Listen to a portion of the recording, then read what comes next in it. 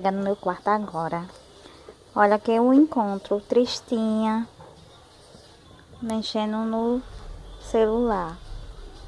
Tá triste por quê, Tami? Mulher, meu pai quebrou o roteador lá de casa. Oh, meu Deus, por quê?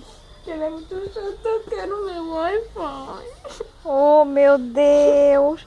Aí por tudo isso é por culpa do Wi-Fi? É, Oh, meu Deus, o que você vai meu fazer? roteador. Oxe, o que você falou pra ele? Nada. Oh, Eu quero meu Wi-Fi, Tolinho. oh, Tami, e Como é agora? que eu vou sobreviver de noite sem falar com meu crush? Oh, minha Tolinho. veia. Oxe, eu posso lhe ajudar? Compra um roteador pra mim. Ah, não tenho dinheiro não. Me dá o teu. Não, e eu? Tu usa lá em casa. Não, assim eu vou cobrir um santo e descobrir outro, né? Eu, Tolinho, eu preciso falar com o meu crush. Quem é crush?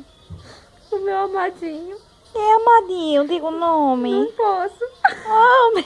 Eu quero meu roteador, Tolinho. Ô, Tamiri, eu não posso fazer nada não, meu amor. E agora? Colocar crédito no meu celular pra falar com o crush. Que pai mais chato, velho. Pois eu o roteador. E agora? Você insistia em arrumar ele. Mas quem comprou foi minha mãe. Minha mãe tá falando que quer outro, mas ele falou que não vai dar, não. E agora? Aí você vai passar tanto tempo sem entrar no Wi-Fi. Nem lembro. Mas bote crédito, meu amor, você usa normal. Eu vou colocar crédito mesmo.